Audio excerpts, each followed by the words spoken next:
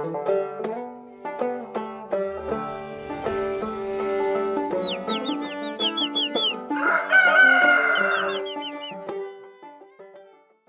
is Harvey Hubbell, and this is Harvey Hubbell Show and Tell, and this is one of my best friends and my producer, Eric Gardner. And we just finished making Hopeville, How to Win the Reading Wars, and boy, are we excited to show people. We're going to have a sneak peek, and I'm going to moderate the panel. We have an 80 some odd minute movie, and after that. At this particular time that we're going to do in a couple weeks, I'm going to moderate, and I got a bunch of panelists, and one of them is my friend and producer, Eric Gardner. Eric, say hi. Hi, everybody in podcast land, and hi, Harvey Hubbell. Howdy. So, Eric, let's talk about, Eric and I met a long time ago, and we can talk about that, but when we were working on Dyslexia the movie, which was a long time ago, we started figuring out that there was some a thing called the science of literacy, the science of reading, and right now there seems to be a perfect storm of people caring about the literacy problem in this country. There's a lot of films about it. There's a lot of scientists. I mean, Eric and I had. Some of our best friends are neuroscientists and master educators. So let's tell them the story, Eric. I mean, you pick up anywhere you want because I love your storytelling. And let's go.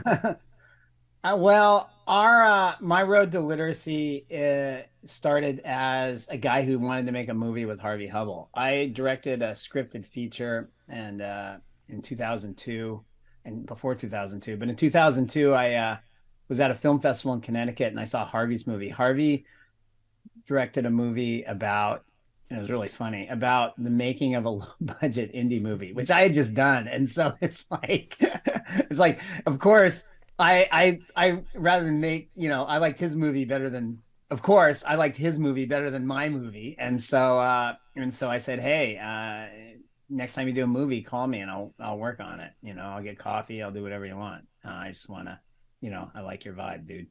So a couple years later, he decides to make a movie about dyslexia. So he and I start working on it together, and we do, we have a team that we're working with, but we do a little bit of everything. So we're both operating cameras. We got with two cameras. We both operate them. We're carrying around lavs, so we're wiring people up, and then we wrote it together. We wrote all the voiceovers, and we wrote this thing, and then we edited it together. So I was working on Survivor at the time, and so Survivor is 9 months out of the year from shooting to post, and so I had 3 months off every year. So we would do it over 10 years at 3 months at a time. And so I would go to Connecticut and work with Harvey on the movie. We'd shoot it and then we'd edit it. So after 10 years, we think we're done. We're in our last couple of shoots. We love the movie. We're telling the world about dyslexia. That time people didn't know a whole lot about it.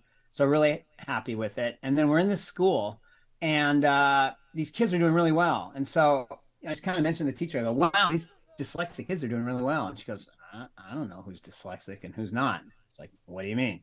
She goes like, yeah, we don't keep track. We just teach them all the same. It's like, whoop. And then Harvey goes, whoop. And then we're all just like, what?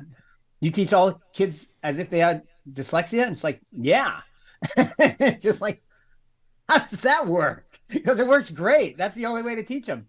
It's like, then you can get the dyslexic kids, the kids with ADHD, they're all in the classroom together. We all teach them the same way. And I go, well, what about the kids who are like super geniuses? Don't the dyslexic kids hold them back? And he goes, no, they do better, because the super geniuses, actually part of their superpower is they cut corners. So they don't know all the rules. So in the long run, it helps everybody. It even helps the super geniuses. So having kids with dyslexia, kids with ADHD, and, kids who are just pick up literacy and all the rules of grammar automatically, all in the same classroom, makes everybody do better down the low. And I go, nah. And Harvey's, nah. And it's like, yeah, there's statistics to prove it. And we're friends with all these scientists. And they go, yeah. We do these 20, 30, 40-year studies, and it proves it. So, So then we're thinking to ourselves, like, well, we should make that movie, shouldn't we? And it goes like, we're already done with this movie. It's like, we went round and round. We actually seriously thought about just doing it over, just like Sisyphus, just pushing that rock right back up that hill again. And And make a 20-year movie, but but instead we yeah, did. so we didn't, but we worked around we were kids, we were cowboys. Yeah. Matter of fact, you used to say, and every year we were getting older and older, and so you were saying, uh, first we were like working like rock stars, and then we Yeah. started working like athletes, Yeah. which is kind of I think how we do it now. I hope at least Yeah. think that we keep it kind of a little bit more civilized. Yeah. But when you're saying, when we made Hopeville, uh, Hopeville was, following some kids around for a year in a classroom in Waterbury, Connecticut. And same thing, there could be some dyslexic kids, but we don't identify the dyslexic kids. There's kids with ADHD, there's kids with, there's a shy kid. And I always wanted to make a film about following a shy kid around with a film camera. So, so Okay.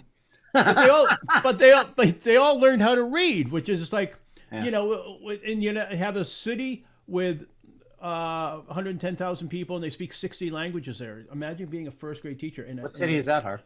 that's Waterbury, Connecticut, which is interesting. And I also want to talk about the Odyssey Toolkit at some time. But I mean, we're filmmakers. We're going to talk about why we made this film and how this film can make a difference. Who's the audience? It's policymakers. It's decision makers. It's school superintendents. It's principals. It's board of education. It's your congressman. It's teachers. It's parents. It's anybody who cares about reading. Anybody who cares about teaching kids how to read, and anybody who's kind of embarrassed that majority of our people in prison can't read, and there's all these problems, drugs, alcohol, divorces, you know, problems with families and homes that start because people's self-esteem and people can't read and they're not as great critical thinkers as they could be. And I just don't know why, as a nation, we don't embrace the science of literacy. I will tell you why we don't embrace the science of literacy, and it boils down to this: Money. There's a lot of money in the way we teach kids to read right now, and it's like billions of dollars, and the people who are making that money want to hold on to it. These are tough times, and it's tough to make a buck. And the system that's in place now that we use to teach kids to read is $1 billion industry, and it's extremely well run, and it's extremely well organized, and they want to keep it that way. And so they're the status quo. The way they teach kids to read now is not that complicated. So it doesn't take a lot of time in the classroom. You don't need a lot of manuals. The books aren't that expensive, but there are a lot of kids and they buy a lot of them. And so you can buy these programs and teach a kid to read. But the genius of the way they teach kids to read now is that they put the burden of responsibility for learning to read on the kid, not on the school. So if I'm a teacher and my kids aren't doing well, then it's their fault. And we either push them along with C's and D's and socially promote them and just keep them moving on, or we put them in special ed where ironically they will get the science of reading, and they actually have a shot at learning to read. People who make the textbooks and the people who are involved in teaching kids how to read that doesn't work the way they're doing it now make a lot of money, and it's easy. So you don't have to take special courses or anything. And you don't have the responsibility. The responsibility of learning to read is shifted to the kids, not the schools. So the schools, the way the system is set up now, the schools aren't responsible if your kid doesn't learn to read. It's not their fault. It's your kid's fault. And that's the genius of this system. Also, the other genius of the system is they don't count the kids who don't do well. So when you're actually counting, tabulating how well the kids are reading, they throw out the special ed kids. They throw out kids with dyslexia. They throw those out. And so that's, 20, 30%. So even though the literacy rates are low, the way they tabulate them, they're actually lower than they really are. So that's frightening, but that's just the way it is. And it's, at the end of the day, it's time and money. Everything boils down to time and money. Do we want to teach kids the way that works, or do we want to go with the cheapest, easiest way? It's kind of insidious because, I think in some sense they're going, well, if a bunch of kids don't learn how to read, well, America needs unskilled workers, America needs unskilled laborers. So now you begin to look at it like, is there a big conspiracy here and trying to But trying to keep us dumb? But there can't be a big conspiracy. I mean, both Fox News and the New York Times agree on the problem and the solution. As near as I can tell, this is the only problem, the only issue in America that Fox News and the New York Times both agree on. I think it's a bipartisan thing. Yeah. Who in their right mind doesn't want to teach these kids? Yeah. However, it's really interesting, and what you said. This is how we learn to do it. And teachers would say, "Oh boy, this kid did great, and this kid did great." Well, these kids, what the scientists and the educators teach us is some people are just really going to get it, but a lot of people might not read for a lot of different reasons. Maybe because they're, in the case of Waterbury, they're speaking another language at home. To me, being able to show other schools and boards of education and policymakers, this is how it's done. We follow them in Waterbury. You and I, people take our phone calls when we call, and we get these great interviews with the thought leaders. If I can understand it, then anybody can understand it. We take complex information, we boil it down, and we present it for the layman to understand. I believe we have the ability to be able to break it down and show people on our journeys of these educational films that we make. Yeah, there are two ways to teach kids how to read. And teachers are going to be up in arms because this is an oversimplification, but this is for the layperson. There are two ways to teach kids how to read. One that spends a lot of time emphasizing phonics, and it's called the science of reading, and one that believes that kids don't need to learn phonics because they can pick it up on their own. So the way that they teach kids now, they teach some phonics, but their philosophy is they don't think it's important. They don't think it's important to learn phonics. And so they don't really care so much about it. The other side thinks that it's really important to learn phonics. And it's called the science of reading because they've actually proved that you can't learn phonics on your own. So it has to be taught. So to make a long story short, science of reading believes that phonics is important and is unknowable without being taught. Non-science of reading, whole word, the other way, the way they use now, the $1 billion baby thinks that kids can figure out on their own, so we don't need to teach them.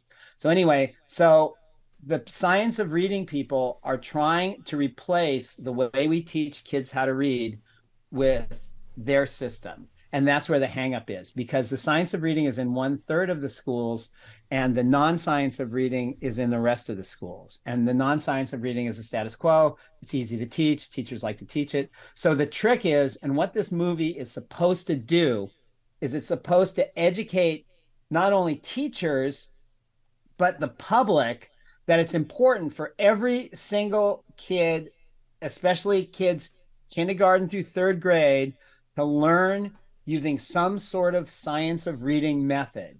And we're not even advocating, there's a bunch of them. It's like we're saying, it's like replace a car with a bike. We're not saying buy a specific bike. We're not saying buy, a Schwinn or a Fuji or a Le Monde. We're just saying get a bike instead of a car. We're saying get a science reading method instead of a non-science reading method, because they can fight all amongst themselves about which one is better, but they're all better than the way they're teaching now. So that's what we're trying to do, and that's an uphill battle. And so the point of the movie is to get a grassroots movement of people who just, just have kids. Maybe they just want to have a better world, to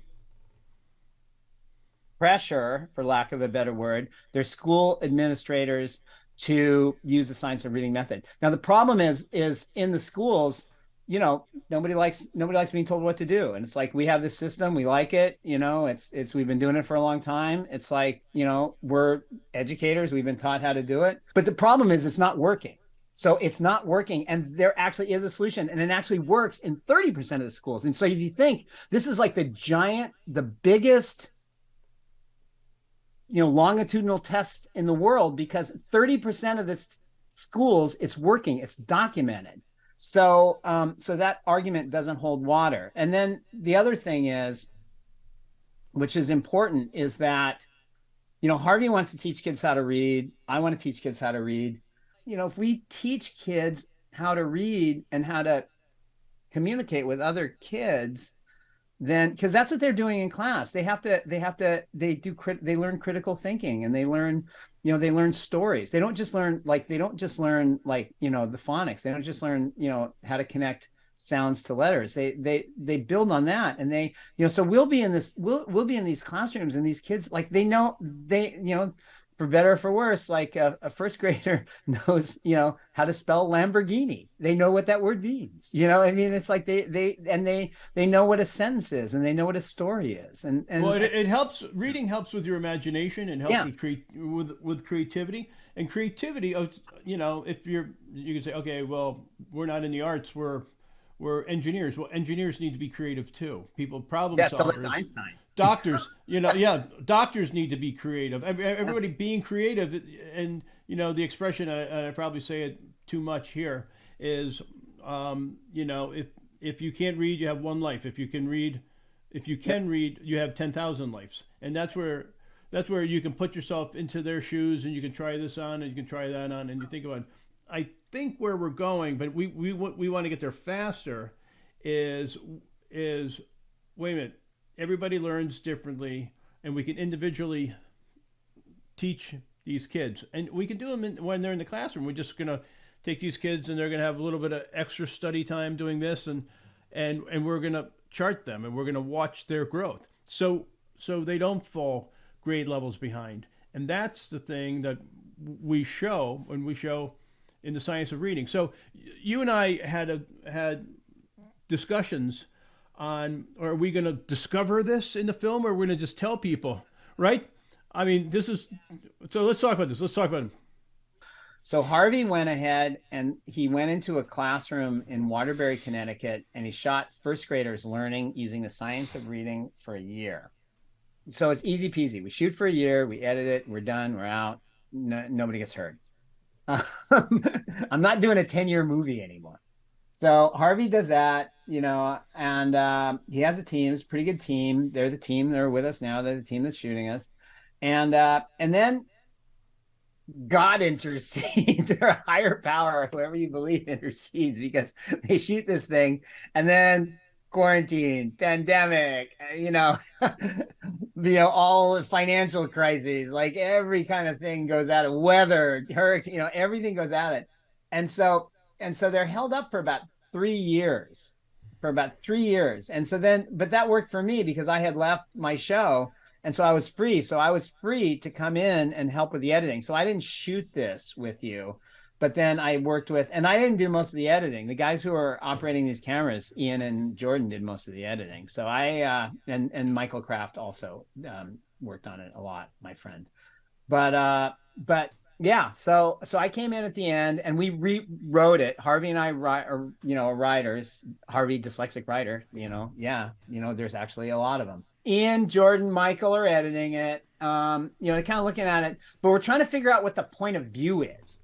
And so all of us on the non-Harvey side are saying, we want Harvey to go on we want to edit this so Harvey goes on a journey, and he discovers, and so we see him discovering that the science of reading works, so he can capture his journey of discovery. And so Harvey just goes like, I'm gonna start the movie. I'm gonna start the movie knowing that the science of reading works because I already know that it does. And so I'm going to prove to people who don't know anything about literacy that the science of reading works. And so my original thought was, and I wasn't alone in this, it was like, well, it's like, then it's not a journey of discovery. It's just kind of like it's kind of like it's a different story. And I'd always imagined this sort of like, hey, we're going to go on an investigative journey and prove that science of reading works. And Harvey was pretty smart about doing it the right way because that's not true. And so the premise of the movie should be true, or it's a false premise and it's a false movie. And so instead of the premise is Harvey goes on a journey to discover if the science of literacy works, the premise of the movie is Harvey Hubbell knows that the science of literacy works, and he's going to show you a group of first graders over the course of a year learning how to read so you can see if it works or not. So that way, and then at the end, I'm not gonna do a spoiler alert, but so you're gonna follow these kids through the classroom and through a year, and they take their test at the year, and you're gonna see what they do. It's like with the science, with the non-science, with the way they teach kids now, like 30 to 40% is fine. That's typical. So a 30 to 40% literacy rate is typical. So you get to the end of our movie, you see what their literacy rate is. And so that's the story in this. And that was a really good idea, Harv. I like it. Thanks. Well, because we learned it years before, and because of the educational films we've done before, and who we hang out with at conferences, and who we go to birthday parties and weddings, and our friends. If we were a company and we answered to our shareholders or board of directors, and they said you're getting a third of it right, and you're getting 2/3 of it not right. I mean, that wouldn't be acceptable. So why do we allow that to happen in education of our youth, which is any nation's greatest resources, their kids? Teachers are overworked, they're underpaid, and so to learn to do the science of reading takes extra time. And even if you had the money, it takes extra time out of their busy lives, and it's hard. And so it's a hard sell to teachers to adopt the science of literacy, and they don't have any incentive to do it because their administrators don't want to do it either. Because everybody's the teachers aren't getting rich off it, but other people are. And so there's no, and who writes the science, the people who write the books that don't work are the people who are running the teachers' colleges. So the schools, it's a closed loop system. Teachers go to a teachers' college to learn to teach kids to read. They're being taught by the people who write these books that don't work, but they don't know that. So they go into the classroom with the books that don't work. And then they're also taught that if you do your best with this book and the kid doesn't learn to read, it's their fault. Don't worry about it. Promote them, or and then there's some other teachers' problems, or they go into special ed. Can we talk a little bit about the advocacy toolkit? Because I was talking with an educator today, and all the educators, like our advocacy toolkit, which you and I have worked together for many, many years. We've worked on a lot of projects. We've done a lot of interviews with a lot of people, and they don't always. And there's sound bites that don't fit into a story because you have a story arc. It doesn't mean that it's a bad sound bite. So we've put stuff together of all these other bites, and then all these podcasts are going to be on the advocacy toolkit. But we've gotten a lot of positive feedback. Parents and teachers that find it helpful. People in Georgia they have problems in Georgia, they look at Georgia. If they're in California, they look at California. So talk to me just about action plans and how to help advocates. Let's talk about that. This isn't the end of the journey, it's the start of the journey. And so the plan is show this movie to as many people as possible to get it out there. And then embedded in the film is an advocacy toolkit. So you can go to the link and you can find ways to make a difference. You can hook up with other people. There's like it's its own, for lack of a better word, Facebook for literacy advocates.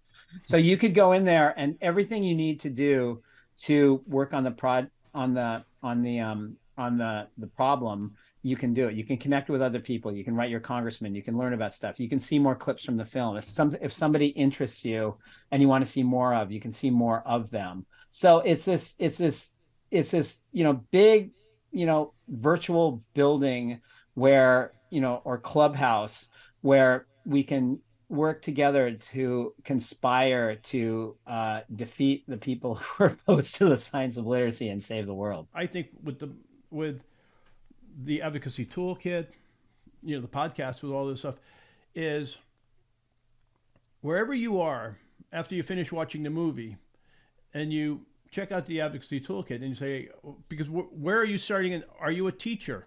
Are you a parent? You're on a different journey. If you're these people, are you a civic leader? Are you running a school? Are you on the board of education? Whoever you are, whatever your responsibility, are you a congressman? You want to be able to say, how do I get my resources? How do I begin to figure this out and learn more about it? If you had to let people know something that's important that we haven't talked about, what else do we need to let people know about our film? The movie is entertaining.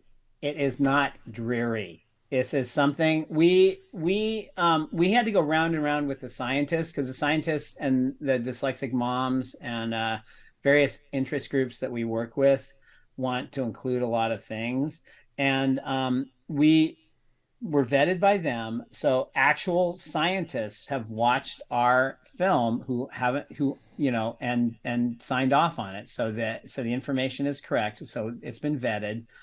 But we made it entertaining. So it's a story. It's a story that's going to hold your attention to the end. So if you watch this movie knowing nothing about literacy and you never do anything about literacy, you will have spent 83 minutes well. And I can't say that about a lot of movies. So many people have been talking to you and I, just saying that they didn't realize there's such a literacy crisis in this nation. And that's because, again, where we set the bar to and what's expected. All right, my friends, thank you very much thanks for today. Much love. I'll talk to you soon. Be well. Bye-bye. Peace.